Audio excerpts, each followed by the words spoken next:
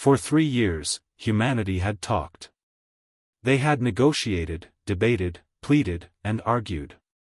Ambassador Rodriguez had become a fixture at the Galactic Council, his passionate speeches about the mining colony on Kepler 442b echoing through the chamber almost daily. The Vorgoth Corporation claimed the system first, despite human settlers living there for 2 generations.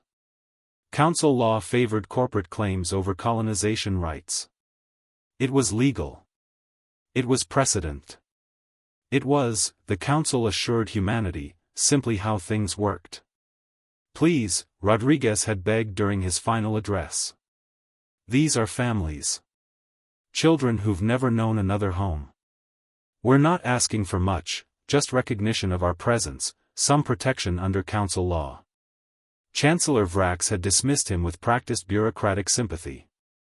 Ambassador, the law is clear. The Vorgoth have filed proper claims. Your colonists have 6 standard months to evacuate. This matter is closed. Rodriguez had stood silent for a long moment, then nodded slowly. Understood, Chancellor. He walked out. And humanity stopped talking. The silence should have been a relief.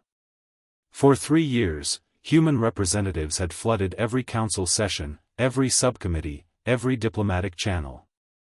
Now, nothing. No appeals, no protests, no communications. It took the council 2 weeks to notice something was wrong. Human trade ships stopped arriving at council ports. Human diplomats ceased all contact. Human research stations went dark. Ambassador Rodriguez's office stood empty, his credentials formally returned without explanation. Then the report started coming in. The Vorgoth mining fleet approaching Kepler 442b had vanished. No distress call, no debris field, just, gone. 18 corporate ships carrying thousands of workers, simply erased. Find out what happened, Vrax ordered, a strange unease creeping into his voice. The investigation team found the fleet, or what remained of it. Every ship had been systematically disabled, crews evacuated to emergency pods, and the vessels themselves compressed into a perfect metal cube floating in space. On its surface, a message in Vorgoth script: mining equipment returned. Do not come back. The council emergency session convened immediately. Every species was present except one. The human chair sat empty. This is an act of war, the Vorgoth representative shrieked. Against whom? Asked Ambassador Thelnor quietly. Humanity has withdrawn from council space entirely. They're not attacking anyone, they're simply gone. More reports flooded in. Human colonies across the galaxy had erected massive defense platforms overnight.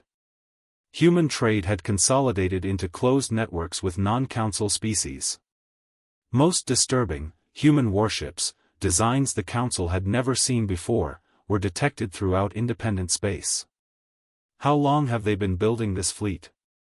Vrax demanded, staring at the intelligence reports. Best guess? Since the first day Rodriguez started talking to us, the intelligence officer replied.